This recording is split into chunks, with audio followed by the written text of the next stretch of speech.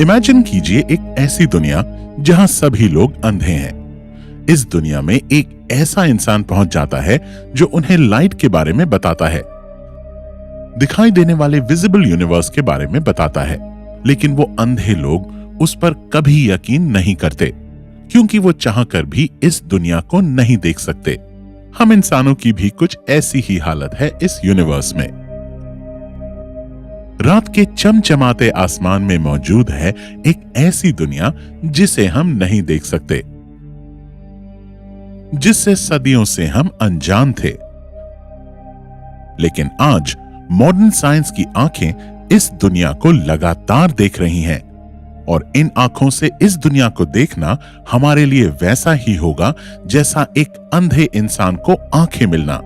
पृथ्वी पर 8 अरब लोग मौजूद हैं और 1% से भी कम लोग इस दुनिया से वाकिफ हैं। लेकिन आप सभी उन बाकी बचे 99% भीड़ का हिस्सा नहीं हो, क्योंकि आज हम सैर करने वाले हैं इसी इनविजिबल दुनिया की, जिसे देखना ना सिर्फ आपको एक नई नजर देगा, बल्कि इन तारों में छुपी दुनिया आपके दिल और दिमाग को शांत कर देगी।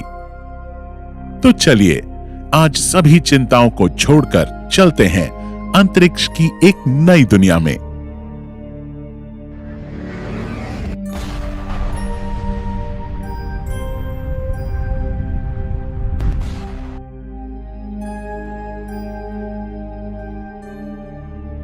ये है हमारी पृथ्वी। आपकी जिंदगी के कई साल गुजर गए होंगे, लेकिन क्या आपने सोचा है कि आप एक 13,000 किलोमीटर चौड़े गोले पर बैठकर ब्रह्मांड में 30 किलोमीटर प्रति सेकंड की रफ्तार से घूम रहे हैं?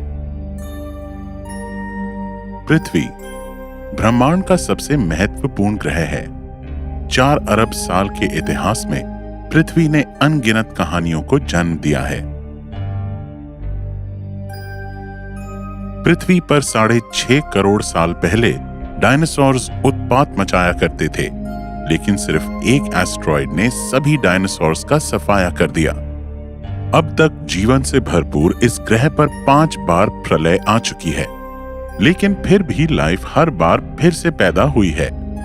फिलहाल पृथ्वी पर हम इंसानों का राज है। हमें घबराने की जरूरत नहीं, क्योंकि पृथ्वी की रक्षा कर रहा है हमारा चांद। चांद हमें अपनी ओर बुला रहा है।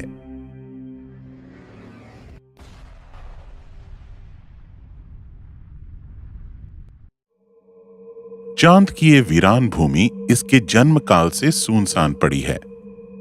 जीवन की सूक्ष्मतम हलचल भी यहां दिखाई नहीं देती। चांद पर कोई एटमॉस्फेयर भी नहीं है, इसलिए चांद पर पृथ्वी की तरह उजाला नहीं होता। यहां का आसमान हमेशा काला नजर आता है।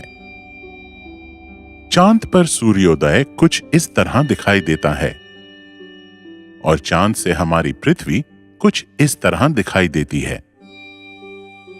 अपनी यात्रा में आगे बढ़ने से पहले अपने प्यारे ग्रह पृथ्वी को जी भरकर देख लेते हैं। क्या पता इस यात्रा में हम वापस लौट पाएंगे भी या नहीं। पृथ्वी से करोड़ों किलोमीटर दूर ये है पृथ्वी की बहन वीनस। इसका जन्म भी 4.5 अरब साल पहले पृथ्वी के साथ ही हुआ था। माना जाता है कि इतिहास में कभी ये ग्रह पृथ्वी की तरह हुआ करता था, लेकिन अब इसके वातावरण में कार्बन डाइऑक्साइड का राज है। इसके बादलों में सल्फ्यूरिक एसिड का जहर भरा है और इसकी भूमि गर्मागर्म लाल तवे की तरह है।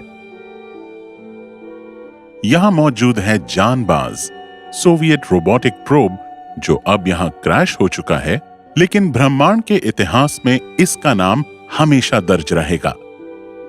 वीनस पृथ्वी की तरह कभी शांत, हरा भरा और शायद जीवन से भरपूर भी रहा होगा, लेकिन फिलहाल ये करोड़ों सालों से तबाही के मंजर से गुजर रहा है।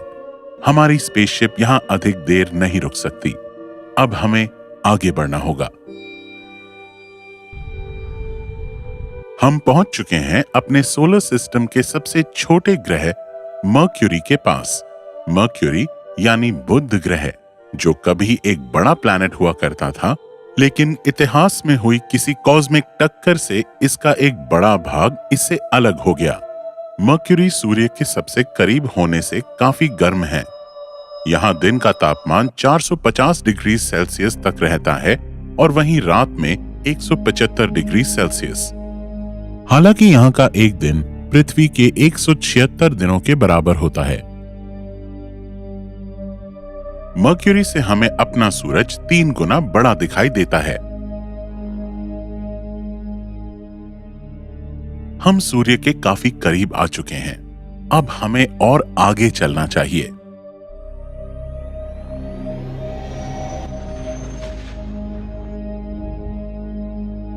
इस दिव्य उज्जवल सूर्य को हम बरसों तक निहार सकते हैं।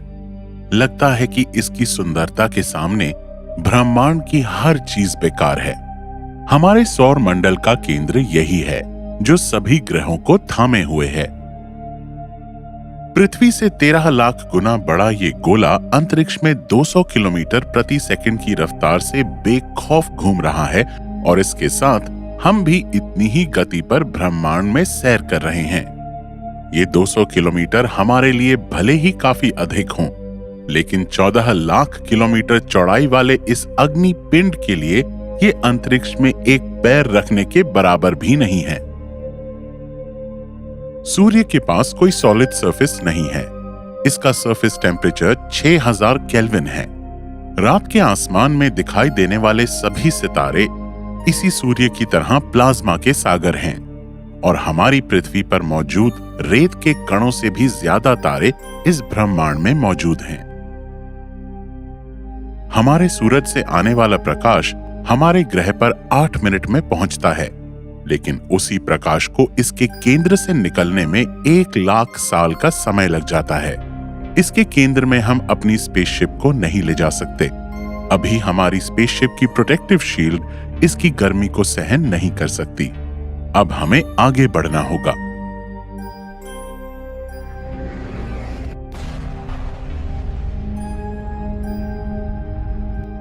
ये है वो ग्रह जहां भविष्य में रहने वाले जीव हमारे कॉस्मिक पड़ोसी होंगे। मंगल, जिस पर टिकी है हमारी नजर। भविष्य में यहां आना जाना हमारे लिए एक आम बात होगी। पृथ्वी की तरह यहां भी एक नई दुनिया बसाई जाएगी। यहां रहने वाले लोग होंगे मार्शियंस। फिलहाल मंगल पर 5 रोबोट रहते हैं: क्यूरियोसिटी, अपॉर्चुनिटी, स्पिरिट, सोजर्नर और प्रिजर्वेरेंस रोवर। भले ही ये रोबोट्स हों, लेकिन यही रोबोट्स मंगल पर हमारे भविष्य के जीवन की नींव बनाने का काम कर रहे हैं। ये कहना गलत नहीं होगा कि मंगल बसने वाले लोगों के पहले पूर्वज यही होंगे। मंगल पर कुछ ऐसे सबूत भी मिले हैं जिनके अनुसार यहां पर कभी नदियां बहा करती थीं। हो सकता है कि यहां जीवन भी रहा हो। फिलहाल मंगल पर पानी बर्फ के रूप में जमा है। हो सकता है कि इतिहास में यहां किसी प्रकार का जीवन भी रहा हो, या हो सकता है कि पृथ्वी पर जीवन मंगल से ही आया हो। खैर, मंगल पर तो हम भविष्य में रहने ही वाले हैं, लेकिन हमें और आगे की भविष्य की नींव भी रखनी है। हमारे आगे का रास्ता काफी खतरों से भरा होगा।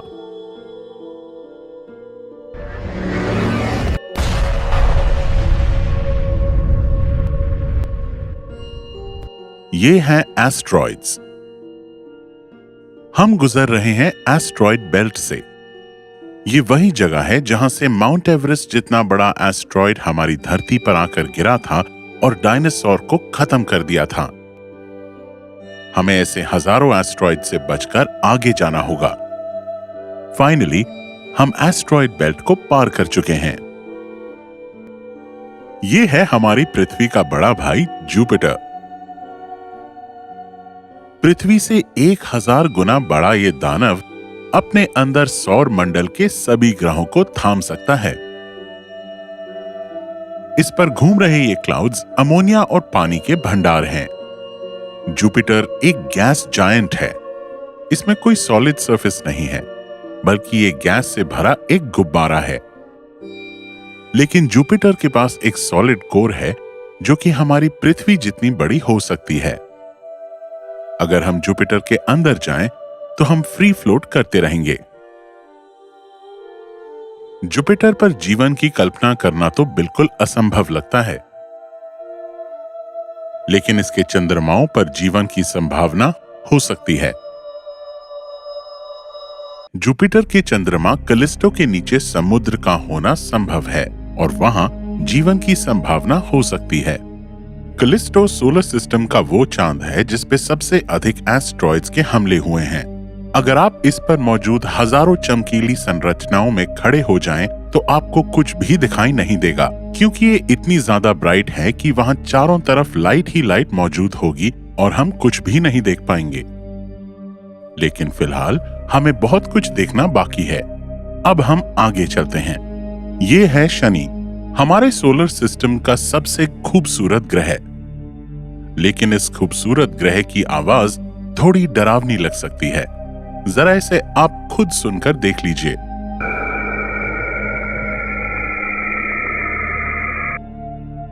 शनि भी एक गैस जायंट है। इसके अंदर कोई सॉलिड सरफेस नहीं है। ये इतना हल्का है कि ये पानी में भी फ्लोट कर सकता है। ये है शनि का चांद टाइटन, जिसे हम भविष्य की पृथ्वी भी कह सकते हैं। जब हमारा सूरज सुपरस्टार रेड जायंट बनकर फैल जाएगा, तब हमें पृथ्वी को छोड़कर यहां पर रहना पड़ेगा। टाइटन सोलर सिस्टम का काफी अद्भुत ग्रह है। यहां नदियां, झीलें, सागर हैं। पृथ्वी की तरह ऋतुएं भी हैं, लेकिन यहां मौजूद नदियां और सागर मीथेन के तरल रूप में मौजूद हैं। टाइटन के काफी ठंडे होने की वजह से हम वहां नहीं रह सकते। हमारे सूरज को फैलने में अभी 5 अरब साल और बाकी हैं। तब तक हमें और नए ग्रहों की खोज कर लेनी चाहिए। लेकिन आगे बढ़ने से पहले रुकिए, जरा शनि ग्रह से हमारी धरती को तो देखिए। ये एक छोटा सा पेल ब्लू डॉट, यही हमारी पृथ्वी है। जरा इसे एक बार और निहार लीजिए, क्योंकि आगे हम इसको नहीं देख पाएंगे। अब और आगे चलने पर हमें सोलर सिस्टम के जुड़वां भाई यूरेनस और नेपट्यून दिखाई देते हैं। ये दोनों आइस जायंट्स हैं। जब हमारा सोलर सिस्टम बन रहा था, उस वक्त सौर हवाओं की वजह से हल्के कण दूर बहकर आ गए थे। उसी मटेरियल से ये दोनों ग्रह बने हैं। ब्रह्मांड में आगे और कई विचित्रताएं हमारा इंतजार कर रही हैं। हमें इन्हें अलविदा कहना होगा। ब्रह्मांड में हम काफी दूर आ चुके हैं, लेकिन जितना बड़ा हमारा ब्रह्मांड है, अभी तक हम उसे एक कण भर भी नहीं जान पाए हैं। प्लूटो के आगे भी कई छोटे मोटे विचित्र पिंड हैं जो सूर्य का चक्कर काट रहे हैं। हमारे सोलर सिस्टम में और आगे बढ़ने पर हम पहुंच जाते हैं काइपर बेल्ट में। ये पिछले एस्ट्रॉइड बेल्ट से 20 गुना चौड़ी संरचना है और इसने पूरे सोलर सिस्टम को घेर रखा है। और इससे आगे कॉमेट्स की एक और विशाल संरचना ने सौर मंडल को ढका हुआ है। यह है ऑर्ट क्लाउड, जो कि एक प्रकाश वर्ष में फैली हुई एस्ट्रॉइड्स और कॉमेट्स की रिंग है। अब हमारे आगे के सफर में लाखों साल लग सकते हैं, इसलिए हम सबको डीप स्लीप में जाना होगा। पृथ्वी से 25 खरब किलोमीटर दूर हमारी स्पेस शटल में राइड करते अब 1,50,000 साल का समय बीत चुका है और हम पहुंच चुके हैं हमारे सोलर सिस्टम के बाहर एक नए सोलर सिस्टम में। इतने सालों के इंतजार के बाद हमें यहाँ एक विचित्र नजारा देखने को मिलेगा। यह है अल्फा सेंचुरी, जहाँ एक नहीं बल्कि 3 सितारे एक दूसरे के चारों ओर घूमते हैं।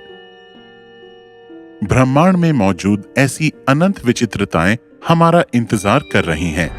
अब हमें और आगे बढ़ने के लिए वर्म होल से जाने की जरूरत होगी।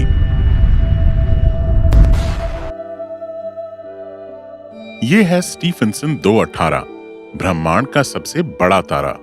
यह सूरज से 2000 गुना बड़ा है। इसमें हमारे सूरज जैसे 2 अरब तारे समा सकते हैं, लेकिन तारों के ब्रह्मांड में और भी कई रूप हैं। यह है एक व्हाइट ड्वार्फ। हमारे सूर्य जैसे सितारे मरने के बाद ऐसा ही रूप ले लेते हैं। इसकी ग्रेविटी सूरज से 10,000 गुना ज्यादा होती है। इस पर मौजूद एक चम्मच पदार्थ का वजन 15 टन के बराबर होता है। ये अधिक चमकीली नहीं होती क्योंकि इनके सेंटर में न्यूक्लियर फ्यूजन नहीं होता है। यह है एक न्यूट्रॉन स्टार जो कि साइज में हमारे सूर्य से काफी छोटा है, लेकिन इसका गुरुत्वाकर्षण बल उससे करोड़ों गुना ज्यादा है। इस पर मौजूद एक चम्मच पदार्थ का वजन 2 अरब टन के बराबर होगा। ये इतना अधिक डेंस होता है कि यहाँ एटम्स भी टूटकर बिखर जाते हैं और ये मोस्टली न्यूट्रॉन से ही मिलकर बना होता है। इस वजह से यहाँ पर एक विचित्र केमिस्ट्री का जन्म होता है। वैज्ञानिकों के अनुसार ऐसे न्यूट्रॉन स्टार्स पर भी लाइफ पॉसिबल हो सकती है, लेकिन अगर वो लाइफ एग्जिस्ट करती है तो ऐसे जीवों की आयु सिर्फ कुछ मिलीसेकंड ही होगी। ब्रह्मांड में न्यूट्रॉन स्टार से भयंकर सितारों के रूप भी मौजूद हैं। हमें अपनी स्पेसशिप में एक विचित्र एलियन सिग्नल मिल रहा है। चलिए इस सिग्नल का पीछा करते हैं। ओह, ये हम कहां आ गए? तो ये सिग्नल यहां से आ रहे थे। ये देखिए, एक एलियन स्पेसशिप किसी ब्लैक चीज की तरफ लगातार खींची चली जा रही है, लेकिन हम इसे नहीं बचा सकते क्योंकि ये ब्लैक होल में जा रही है और इसके साथ हम भी इस ब्लैक होल में लगातार खींचे चले जा रहे हैं। ये ब्लैक होल ही ब्रह्मांड का सबसे भयंकर ऑब्जेक्ट है। ब्रह्मांड में कोई भी वस्तु इसके पकड़ में आ जाए तो उसका छूटना असंभव है, और फिर वो चाहे प्रकाश भी क्यों ना हो। प्रकाश की तेज गति भी इसके सामने अपना दम तोड़ देती है। ब्रह्मांड में घूमते घूमते हमने एक बहुत बड़ा खतरा मोल ले लिया है। हमारी स्पेसशिप अब टूटने लगी है, लेकिन हमारे पास एक तरीका है, वर्म होल। हमें किसी वर्म होल से बाहर निकलना होगा। वर्म होल की मदद से हम ब्लैक होल से बचकर अपनी गैलेक्सी के बाहर आ चुके हैं। वर्म होल अंतरिक्ष में एक ऐसा छिद्र है जिससे हम अनंत ब्रह्मांड में कहीं भी बिना समय गवाए जा सकते हैं। ये देखिए, ये है हमारी गैलेक्सी मिल्की वे। हमारी इस गैलेक्सी में ऐसे 10 करोड़ ब्लैक होल मौजूद हैं और इसके अंदर 1 अरब न्यूट्रॉन स्टार्स मौजूद हैं और 10 अरब व्हाइट ड्वार्फ्स भी मौजूद हैं। इसमें 10 से 400 अरब प्लैनेट्स मौजूद हैं और इतने ही स्टार्स इसके अंदर मौजूद हैं, और ना जाने ऐसे कितने अजीब ऑब्जेक्ट्स हैं जिन्हें अभी तक हमने नहीं जाना है। और इन सबको, इतने सारे मैसिव ऑब्जेक्ट्स को जिसने थाम रखा है वो है इस मिल्की वे गैलेक्सी के सेंटर में मौजूद एक सुपर मैसिव ब्लैक होल। हमारी ये गैलेक्सी इतनी बड़ी है कि अगर लाइट भी इसके एक कोने से दूसरे कोने तक जाए तो लाइट को भी 1 लाख साल लग जाएंगे। हमारी पृथ्वी इस गैलेक्सी के कोने में सैजिटेरियस आर्म में मौजूद है। यहाँ पर अभी हमें अपनी पृथ्वी नहीं दिखाई दे रही। इस समुद्र के सामने अभी हमारी धरती एक बूंद के बराबर भी नहीं है। अब हम यूनिवर्स से बाहर इंटरगैलेक्टिक स्पेस में आ चुके हैं। इस इंटरगैलेक्टिक स्पेस में भी काफी डस्ट, गैस और प्लाज्मा मौजूद है और हमारी जैसी लाखों गैलेक्सीज यहाँ मौजूद हैं। ऐसी कई अरबों गैलेक्सीज हमारे यूनिवर्स में मौजूद हैं जिनमें ट्रिलियंस ऑफ स्टार्स हैं।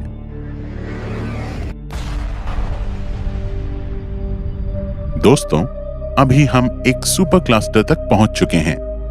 ये कई गैलेक्सीज के लोकल ग्रुप्स का समूह है। यह है वर्गो सुपर क्लस्टर। इसमें दिखाई देने वाला एक एक डॉट एक एक गैलेक्सी को रिप्रेजेंट कर रहा है। इसके अंदर हजारों गैलेक्सीज मौजूद हैं, लेकिन इससे भी आगे चलने पर हमें ऐसे कई सुपर क्लस्टर्स का समूह मिलता है। यह है लानियाकिया सुपर क्लस्टर। इसके अंदर कम से कम 1 लाख गैलेक्सीज मौजूद होंगी। इससे आगे चलने पर लेनाकिया सुपर क्लस्टर जैसे कई सुपर क्लस्टर्स देखने को मिलते हैं और ये सब कुछ इस तरह कनेक्टेड दिखाई दे रहे हैं जैसे हमारे दिमाग के न्यूरॉन्स कनेक्टेड हों। ये स्ट्रक्चर हमारे दिमाग से काफी कुछ मेल खाती है, हो सकता है कि हम किसी बड़े सेलेस्टियल बीइंग के दिमाग में रहने वाले एक छोटे से प्राणी हों। चलिए अब हम इस दिमाग से बाहर निकल के देखते हैं। चलते चलते हम पहुंच गए हैं अपने यूनिवर्स के बाहर। तो फ्रेंड्स, ये है हमारा यूनिवर्स, ऑब्जर्वेबल यूनिवर्स। इसके अंदर करीब 200 अरब गैलेक्सीज मौजूद हैं। ये पूरा 93 अरब लाइट ईयर्स में फैला हुआ है और लाइट को इसके एक कोने से दूसरे कोने तक पहुंचने में 93 अरब साल तक चलना होगा। वैज्ञानिक लोग अभी तक इसके आगे नहीं देख पाए हैं। वैज्ञानिकों के अनुसार इसके आगे ऐसे और भी यूनिवर्स मौजूद हो सकते हैं। इन सब यूनिवर्सेस के अपने अलग अलग नियम हो सकते हैं और इन सब में ना जाने कैसे अजीब ऑब्जेक्ट्स हो सकते हैं जिनकी हमने आज तक कल्पना भी नहीं की होगी। ब्रह्मांड में जहां हम खड़े हैं, यहां प्रकाश की गति से पहुंचने में हमें 46 अरब साल लगेंगे। लेकिन दोस्तों, हमारे ब्रह्मांड ने अपने जन्म से लेकर अब तक 13.8 अरब साल का सफर तय किया है। और आने वाले समय में ब्रह्मांड में क्या क्या घटनाएं होंगी, क्या हम पृथ्वीवासी कभी अपने कॉस्मिक भाइयों को खोज पाएंगे, या क्या फिर इतने बड़े ब्रह्मांड में हम अपनी पॉपुलेशन को बढ़ा पाएंगे? हम इतने बड़े ब्रह्मांड को पूरी तरह कैसे जान पाएंगे? और सबसे बड़ा सवाल, क्या यह ब्रह्मांड भी कभी खत्म होगा?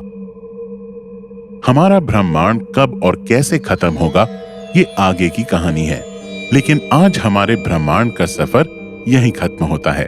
ब्रह्मांड के अरबों सालों के इतिहास में क्या क्या घटनाएं हुई हैं और आने वाले कल में क्या क्या होने वाला है, इस सभी को हम जानेंगे किसी और सफर में। फिलहाल हम अभी पृथ्वी पर वापस आ चुके हैं।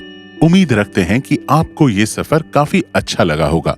हमारी यूनिवर्स की इस नई रियलिटी को अपने फ्रेंड्स और फैमिली के साथ भी शेयर करें, ताकि वो भी कॉस्मिक आंखों से इस इनविजिबल दुनिया को देख सकें। मिलते हैं आपसे अगले वीडियो में, तब तक के लिए अलविदा।